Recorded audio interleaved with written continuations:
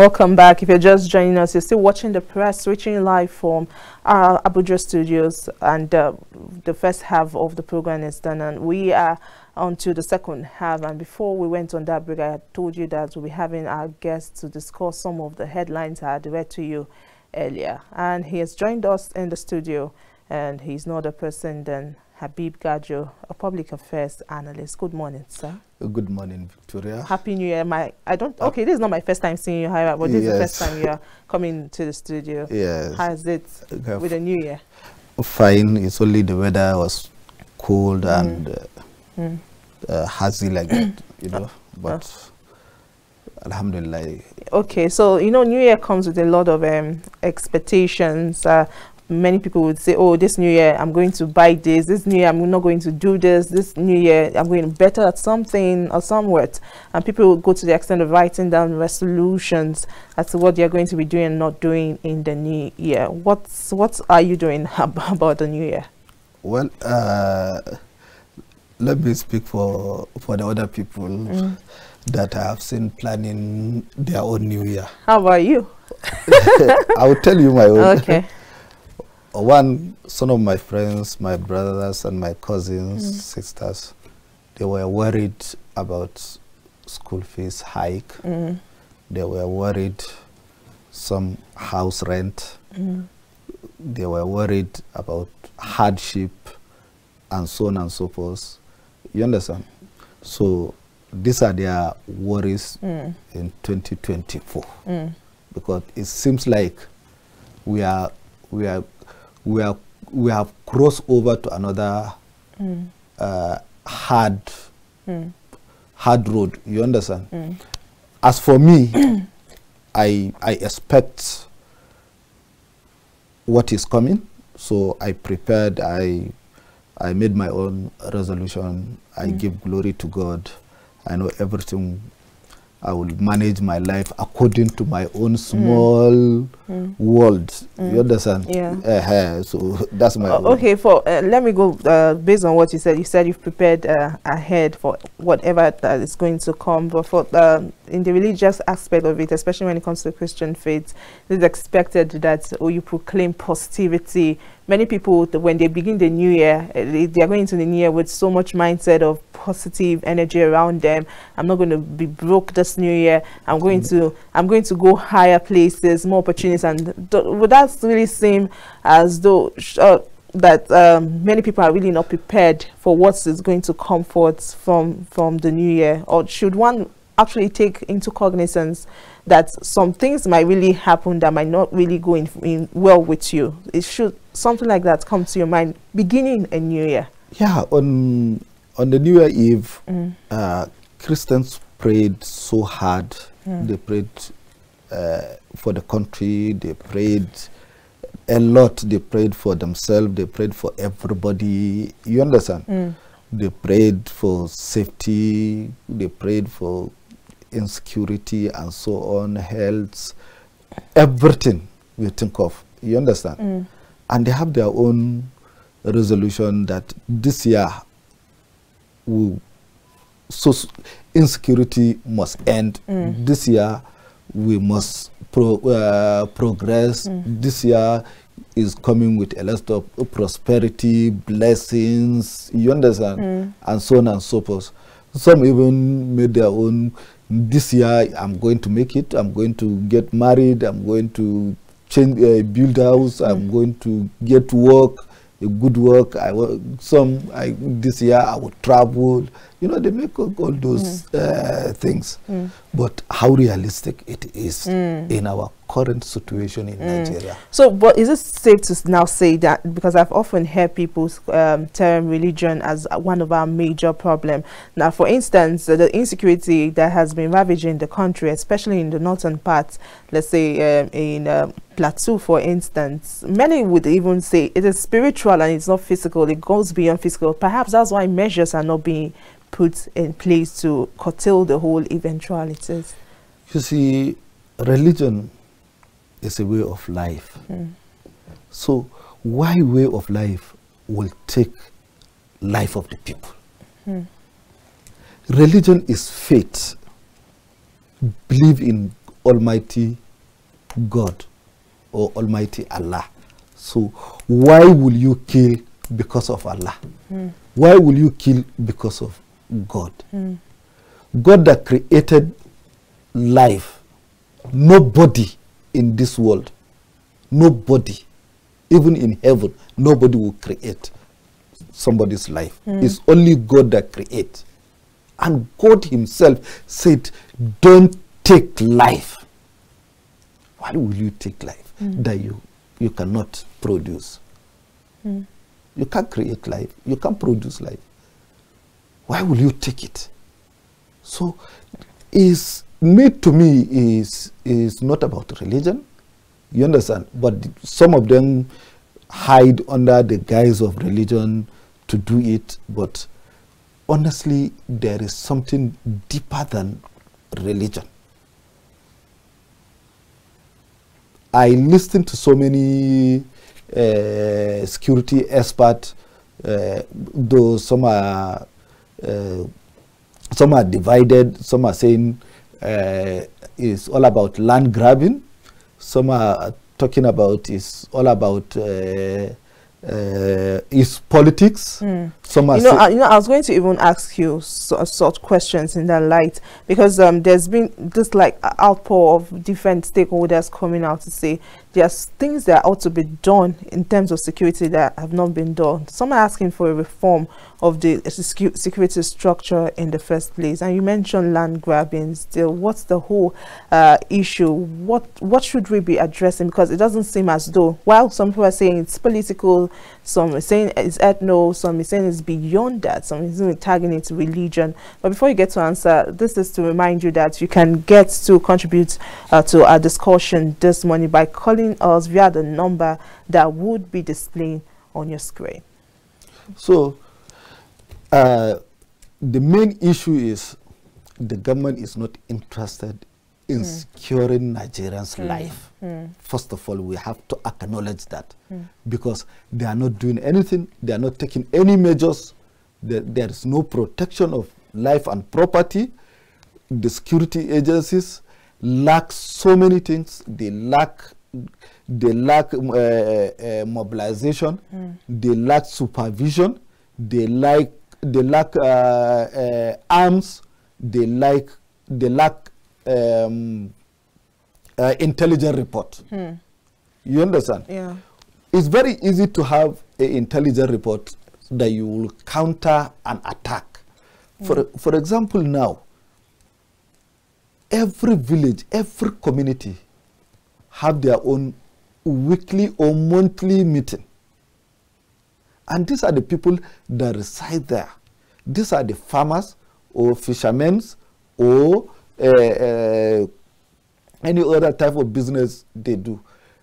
They meet every week or every month. And they share all this information. You understand? Yeah.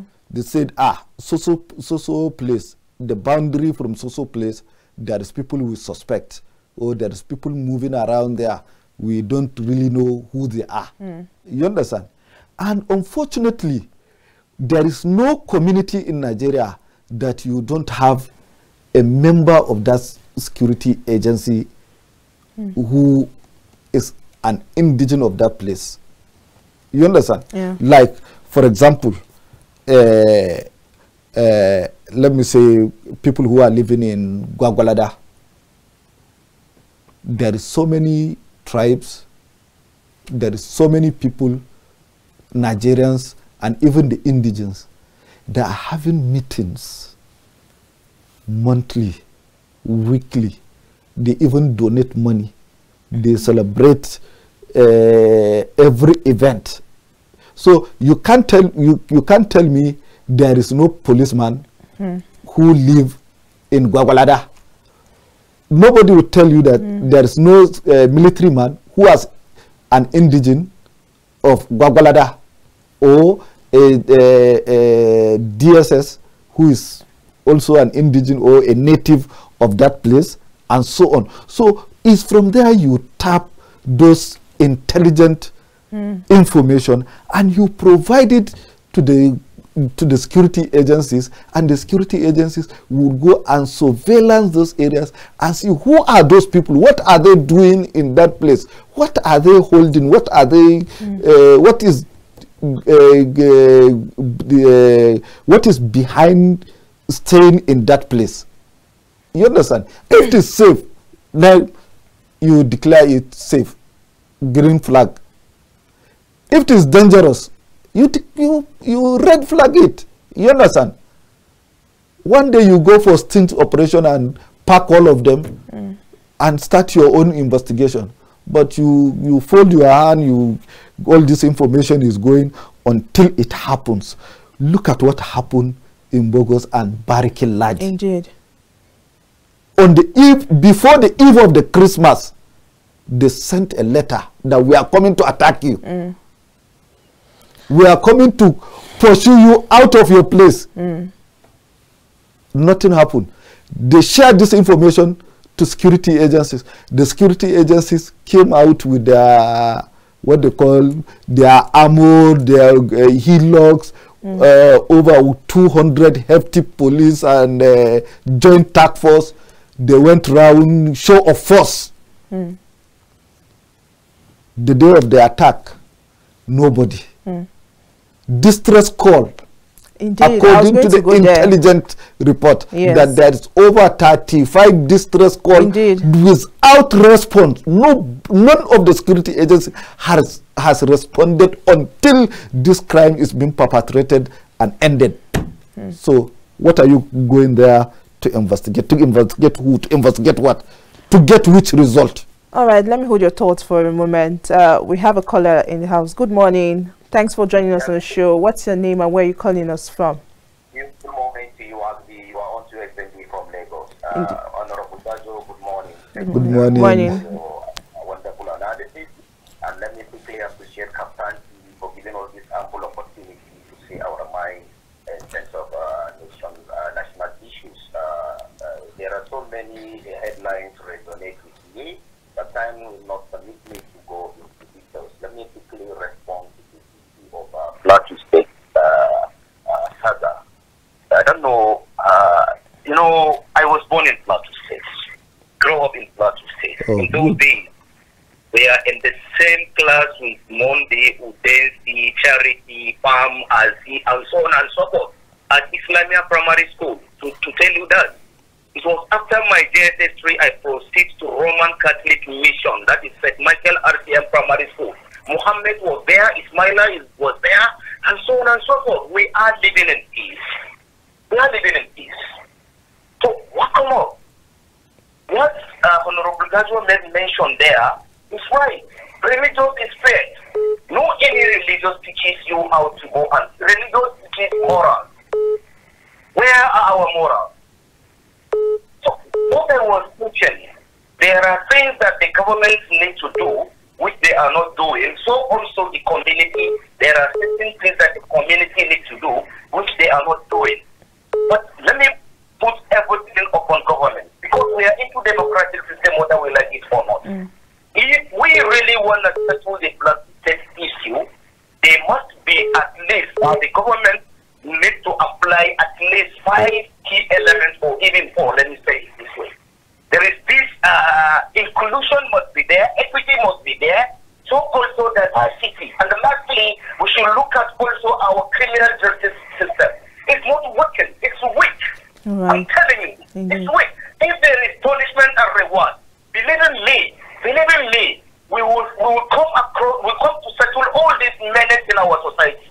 Look at the prayer that said in at the Senate by the Senate representative, this Plateau State South. Remember, in Plateau State issue, there is issue of settlers and indigenous. That issue has to be settled. Where are we going to settle that issue? It was through the legislative chamber. Are we ready for that? That's the question. In the prayers you made mention at the Senate, there is nothing like citizen issue. You were talking about palliative, you were talking about relief, and so on and so forth. While people are dying innocently. So how long shall we remain in this present predicament? We must have to bridge the gap of religion and ethnicity if we really want to get things right. Indeed, Thank you very much. Indeed, and I wish you all the best. Well, thank you for your insights, FSMD. Mr. Gajo, you've heard FSMD. Aside from his take, there are so many people advocating for state policing as perhaps a way forward going on. What's your take on that? Yeah, you see, state police or community policing. Community police.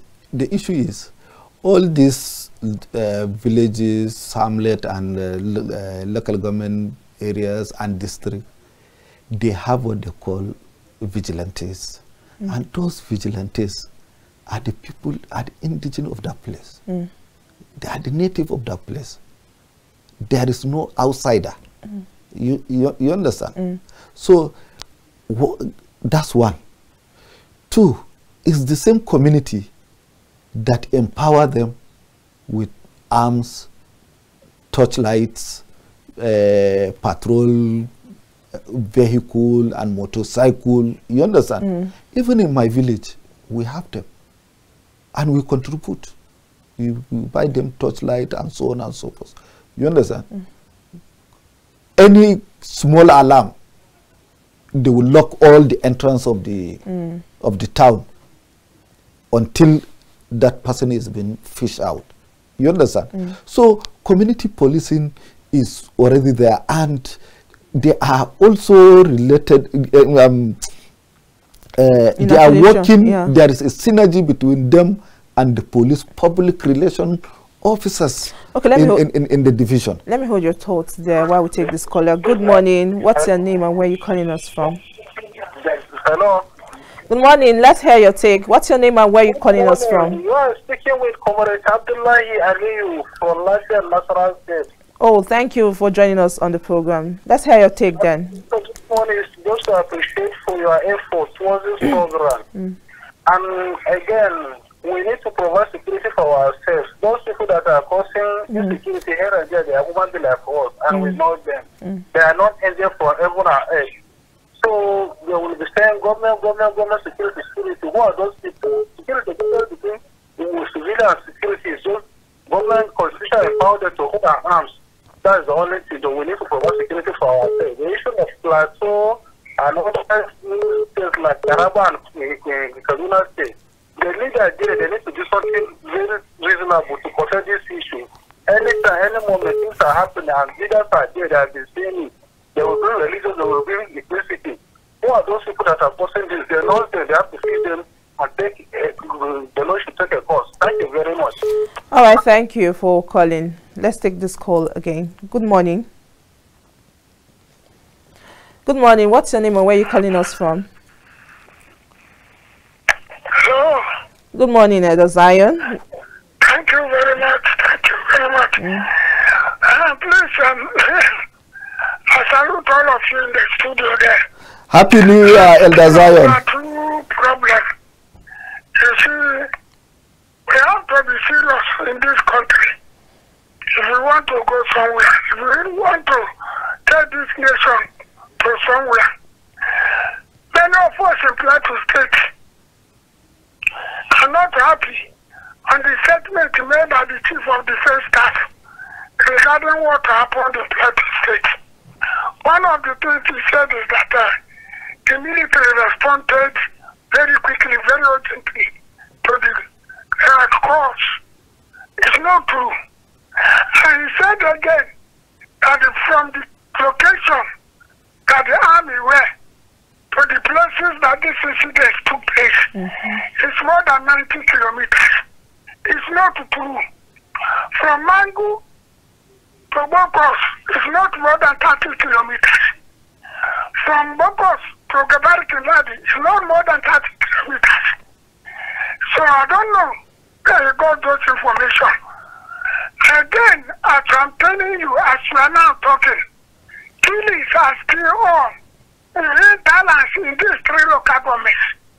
Killings are still going on. Security killings. Then, another question one has to ask him. If he went there, didn't he see herdsmen occupying houses of the victims they killed? If actually he went to the scene, didn't he see herdsmen occupying farms, using farms for people to feed their cattle? Didn't he see it? You see, we are not telling ourselves the truth. The plateau issue should be tackled with all sorts of seriousness. If not, one day, God forbid,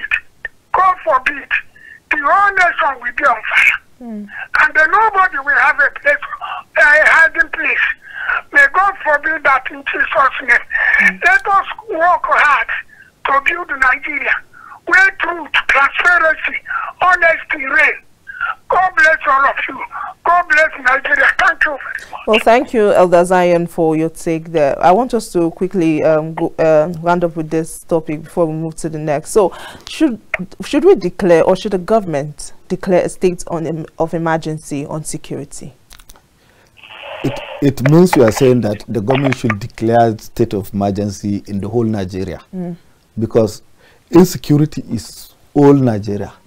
There is no state or local government that there is no joint task force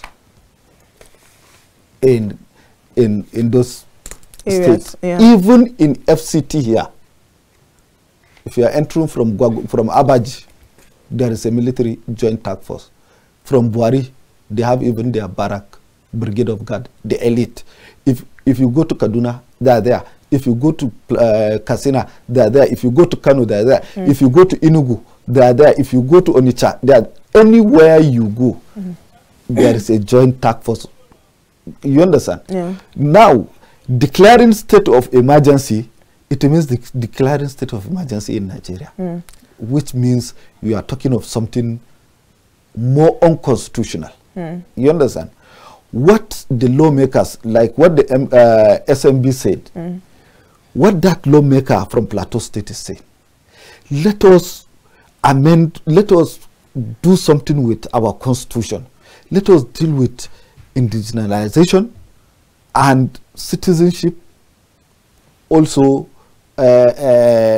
settler issue. You understand? Let us do that. Let us amend our constitution. You understand? To be more robust on bringing peace and safety in our life, because the type of security we have now, I don't think we have a security that will secure Nigeria or secure the life of property. We don't have a good security apparatus or whatever they call it. The intelligence, I don't think is going somewhere or is going anywhere. If you notice what happened, the president was in Lagos.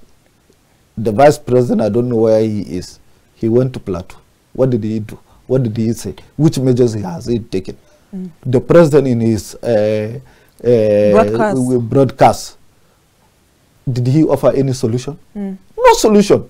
He just sympathized with them. So how long can we sympathize on people who are being killed? But do you understand? Do you see the president actually finding a lasting solution to this whole insecurity? If a state of emergency, as you said, it shouldn't be an option here. From his body language, he can't even declare state of emergency on security. No, it is unconstitutional. Obasanjo did it, but Obasanjo did it, violated the constitution. You understand? But he got the solution. He removed the governor. He put a military sole administrator. He deal with the people. He arrested the politicians who did that, and those who perpetrated the crime. Police officers were arrested. Most of them were dismissed, and so on, because it was one of the biggest investigation that ever happened in Plateau State at that time. Police officers changing their uniform or using slippers to identify perpetrators. You understand? Dr. Solomon La report, if they will implement Dr. Solomon La report, I think it will bring an end to the insecurity in Plateau State. But the issue is not only Plateau is in our hand. We have Nasarawa, Benue in that belt. You understand? We have in Taraba. Kaduna. You understand? We have in Kaduna. We have in Borno. We have in Yobe. We have in Katsina. We have in Zamfara, Sokoto, Kebbi. If you cross, we have in Niger. We have in Kogi. We have in Enugu. We have in Anambra. You understand? Yeah. Some southeast part, we understand that it's an ideological and philosophical struggle of self-decision. Yes, you understand? These are the people who want their own self-determination or independence or autonomous. That is being understood. You understand? You can talk with them. You can sit with them, talk with them, talk with their leaders. Then look at the constitution and do it. But there is no way we will sit down and live on insecurity. Indeed, we can't sit and live on insecurity. We hope that the government find a better way to go around it. Well, while we'll talk about security perhaps in our next episode, let's talk about something that's been going on about a university, or a report carried out by one reporter with Daily Times, or a journalist thereabout, who had investigated a report, something going on in universities, especially foreign universities, especially that of Togo University. And following that story, we had the federal government withdrawing recognition from Benin Republic, Togo University, and some other foreign schools. Now, the federal government had announced the suspension of evaluation and accreditation of degree certificates from neighboring Benin Republic and Togo. In a statement yesterday in Abuja by Augustina Duro, on behalf of the Director of Press and Public Relations at the Federal Ministry of Education, the federal government found that how some Nigerians obtained their degrees through dubious means. And the statement said the suspension followed an investigative report by an online newspaper which unraveled Cotonou-based university that issued a degree certificate to an undercover journalist within 6 weeks. So when I saw this, I was like, good. So all my 6, or including strike, 7 years in tertiary institution, and someone could just get a certificate, go to NYC, serve for 6 weeks, 2 months. How would you react to that? Well, it's pathetic, it's dangerous. Those universities have been created. The Benin Republic has created those universities, you understand? I think not for regular learning, you understand? But later they now upgraded to give a degree certificates and even masters. But the issue is, this thing has been happening. I think this is the 3rd time the Federal Ministry of Education, or in fact, is even the NYSC that stopped receiving foreign students from these small African countries like Uganda, like Benin Republic, and so on, and Togo. Later, the same Ministry of Education saying, oh, no, you can interview them, you can give them a test if they pass. You remember that? Yes, I remember. That episode? Why? Because most of the children that are going to acquire that certificate are the sons and daughters of government officials and rich people. Now, they jeopardize, and most of them, they are working in government. Some of them are even in the security agencies that we are saying that we have problem. Mr. Gajo, so, I know there's really a lot to say about this. Yes, I guess, but definitely it's illegal. It must stop, and we must standardize our education. Let our education be university be 4 years. 4 years. You understand? Yes. 4 years, 5 years. You graduate, whether you are engineer, lawyer, 5 years. You understand? A BSc, a bachelor is 4 years. Is 4 years. Let end strike. Let enhance our own education. Let take care of our lecturers.